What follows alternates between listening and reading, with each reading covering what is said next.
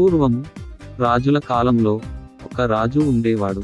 ఆ రాజు తన ప్రజలను గాఢముగా ప్రేమించేవాడు.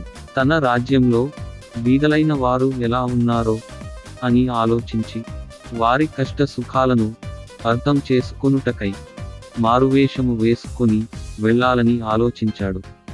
ఒకసారి ఒక సామాన్యుని వేషము ధరించి ఆ రాజు కొలిమి పనిచేసే ఒక పేద కంసాలి ఇంటి దగ్గరకు వచ్చి అక్కడ ఆ కంసాలి చెంత కూర్చున్నాడు.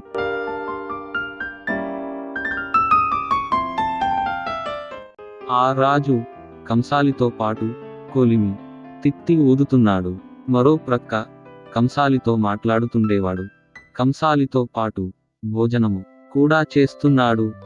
ఆ కంసాలి పరిస్థితిని బట్టి అక్కడే ఉండిపోయాడు కూడా. అక్కడే పడుకుండేవాడు.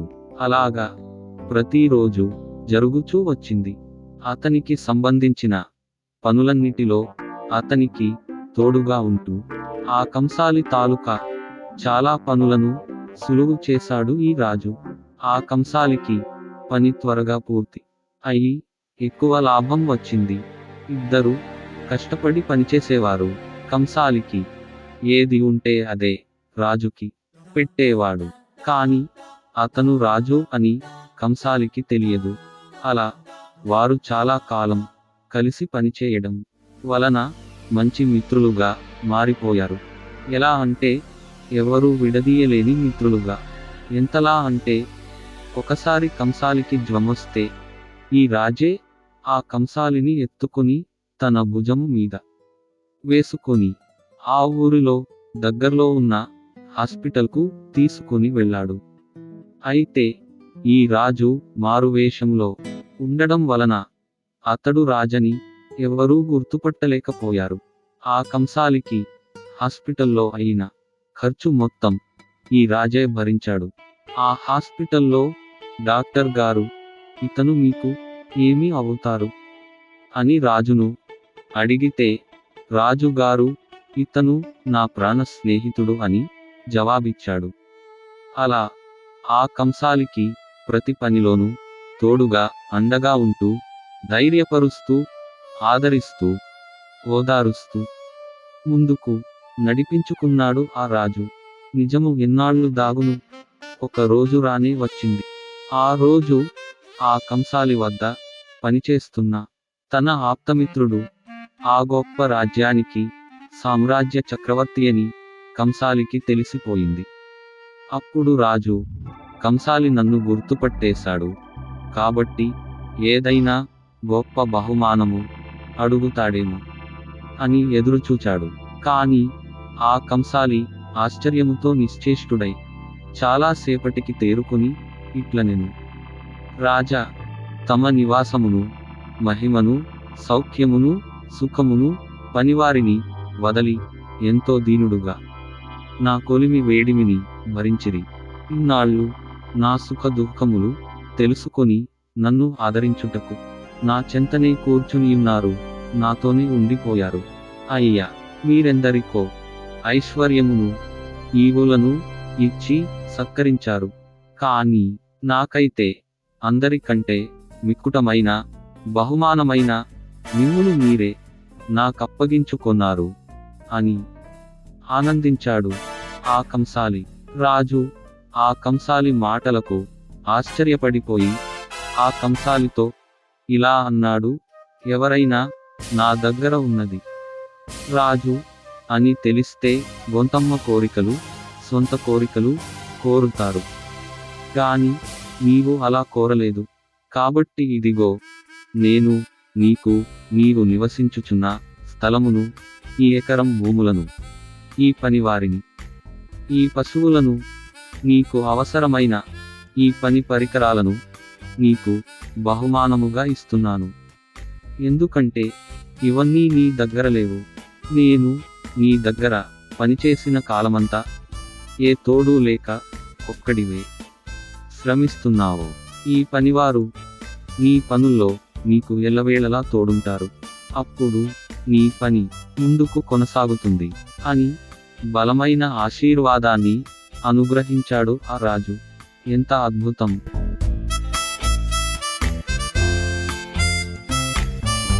అవును, ఇది ఎంత గొప్ప భాగ్యము! కేవలం ఆతిథ్యం ఇచ్చి జాక్పాట్ కొట్టేశాడు ఆ కంసాలి. చాలాసార్లు మన జీవితంలో మనకు తెలియకుండానే దేవదూతలకు ఆతిథ్యమిచ్చి ఆశీర్వాదాలను పొందుకునేవారు ఉన్నారు. చాలా మందికి ఎంత ఇచ్చినా చాలదు, ఎంత వచ్చినా వాడుకోవడం తెలీదు. బోలెడన్ని గమ్మాబుస్సు కబుర్లు ఆడతారు, కానీ ఏమీ మాట్లాడకుండా చాలా సంపాదించాడు ఈ కంసాలి. అది కూడా కేవలం ప్రేమ, విధేయత, నెమ్మది, సహకారం అనే లక్షణాలు చూపించి. నిజమే, దేవుడు నిన్ను దీవించాలంటే ముందు నీకు ఆస్తి ఇవ్వడు, నిన్ను ముందు పరీక్షించి మంచి వారిని నీకు ముందు పరిచయం చేసి అలాంటి మంచి ఇంటికి నిన్ను పంపించి అక్కడ పరీక్షలు, శ్రమలు పెడతాడు. నీవు వారితో ఎలా నడుచుకుంటున్నావో చూస్తాడు. మీరు అందరి ఎడల దేవుని యందు భయము భక్తి కలిగిన వారుగా ఉంటే అప్పుడు శాశ్వతమైన ఆస్తి, ఎవ్వరూ నీ నుంచి విడదీయలేని ఐశ్వర్యమును, బలాభివృద్ధిని, పశువులను, దాసదాసీలను రెండంతలుగా నీకు ఆయన ఇస్తాడు. ఆ ఐశ్వర్యము, ఘనత, పేరు ఈ లోకం నీకు ఎన్నటికిని ఇచ్చేది కాదు. ఈ మాట వింటుంటేనే ఒళ్ళు పులకరిస్తుంది కదా. దేవుడంటే ఇంతే, నీవు అడిగిన దానికంటే, ఊహించిన దానికంటే ఎక్కువగా ఇస్తాడు. దానికి ముందు మీరు విధేయత, మర్యాద, ఇతరుల పట్ల సంస్కారం, గౌరవం, మంచితనం, సహాయపడడం, తిన్న ఇంటి వాసాలు లెక్క పెట్టకుండా మీకు పెట్టబడిన ఇంటి పేరుకి రుణం తీర్చుకుంటున్నారో లేదో, దేవుని పనులను శ్రద్ధగా భయభక్తులతో చేస్తున్నారో లేదో, ఇలా ఈ లక్షణాలు అన్నీ మీరు సరిగ్గా ఉపయోగిస్తున్నారో లేదో పరిశీలించి చూస్తాడు దేవుడు. చాలా మంది పుష్టిగా సంపాదిస్తూ కూడా ఈ లక్షణాలు లేకుండా ఉంటారు. అప్పుడు మీకు ఒక విషయానికి అర్థం కావాలి, వారు సంపాదించినది వారికి దేవుడిచ్చినది కాదు. వారు వారి సొంత ఆలోచనలు, సొంత ట్రైనింగ్లు, వారి సొంత తెలివితేటలు ఉపయోగించి, వారి సొంత బలం ఉపయోగించి సంపాదించుకున్నారు అని అర్థం చేసుకోవాలి. ఒకవేళ దేవుడిచ్చినదే అయితే ఖచ్చితంగా దేవుని ప్రేమ వారిలో ఉంటుంది. ఆ ప్రేమ అందరికీ విరివిగా సహాయపడమని నేర్పిస్తుంది. పైనున్న మంచి లక్షణాలను పైకి కనిపింపజేస్తుంది. చిన్న చిన్న తేడాలే ఇవి, కానీ జీవితాన్ని అతలాకుతలం చేసేస్తాయి. చాలా సందర్భాలలో మనకు తెలియకుండానే మనము దేవదూతలకు ఆతిథ్యం చేసిన వారముగా ఉంటున్నాము. ఇంకా చాలా సందర్భాలలో దేవునికి ఇచ్చేవారముగా ఉంటున్నాము. ఇవి జరిగే పనేనా? కానీ దేవుడు ఎలా సహాయపడుతున్నాడో మనుష్య జాతికి మనం గమనించాలి. మనము చాలాసార్లు దేవుని చాలా అడుగుతాము, మామూలుగా కూడా కాదు, తెగ అడిగేస్తుంటాము, ప్రార్థనలో కడిగేస్తుంటాము. అస్సలు ఆలోచించము, ఇది అడగచ్చా, అది అడగచ్చా అని. దేవుని అడిగే విషయంలో అస్సలు కాంప్రమైజ్ అవ్వము, రాజీపడే ప్రసక్తే లేదు. కానీ మీరు అడుగుతున్నవి పొందుకునే అర్హత మీకు ఉందో లేదో ఎంక్వైరీ చేయడానికి వస్తే ఆయన్ని పట్టించుకోము. అనగా పెద్దవారిని గౌరవించకపోవడం, దైవజనుల మీదే ఎదురుతిరగడం, కన్నపిల్లల్ని దైవిక క్రమములో కాకుండా సాతాను క్రమంలో పెంచడం, సంస్కారం నేర్చుకోకపోవడం, మీకు ఆర్థిక పరిస్థితులు బాగోలేనప్పుడు ఇతరులు కష్టార్జితాన్ని అనుభవించి మీకు జీతంలో బాగా ఎదుగుదల వచ్చినప్పుడు ఎదుటి వారి కష్టార్జితాన్ని కాలతన్నేయడం, కుటిల బుద్ధులు చూపించి మోసం చేయడం, ఎదుటి వారి స్థలాలను, ఆస్తులను అబద్ధాలు ఆడి లోక పలుకుబడి ఉపయోగించి కబ్జా చేయడం లాంటివి అన్నీ చేస్తూ కూడా మీరు ఆర్థికంగా బాగా ఎదుగుతున్నారు అంటే దాని అర్థం అవి దేవుని వలన మీరు పొందుకున్నవి కావు. వాటి వలన దేవునికి అస్సలు ఆనందం ఉండదు అని అర్థం చేసుకోవాలి. అవన్నీ ఏదో ఒక రోజు మీకే ఉరిగా మారిపోతాయి. ఇదే తథ్యం. దేవుడు చాలా మంచివాడు. ఆయనను మోసం చేయడం ఎవరి వల్ల కూడా కాదు.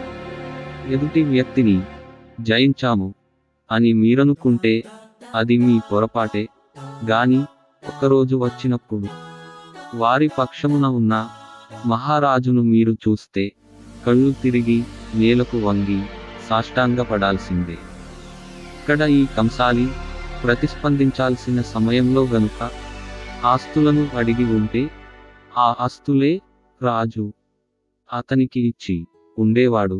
కాని అలాంటి సొంత కోరికలు, సొంత సంస్కారాలు, సొంత అధికారాలు, సొంత పెత్తనాలు. ఒకప్పుడు నా ఇంటి తిండి బాగా తిన్నాడు ఈ రాజు, ఇప్పుడు అంతా మొత్తం పైసాకి పైసా కక్కిస్తాను అని అనుకుని ఉంటే ఇంకా ఆ క్షణము నుంచే రాజుకి ఆ కంసాలికి స్నేహం ఫుల్ స్టాప్ పడిపోయి ఉండేది. నీ కష్టార్జితాన్ని ఎంతమందికి ఇవ్వాలో అంతమందికి స్నేహపూర్వకముగా, ఇష్టపూర్వకముగా ఇవ్వాలి.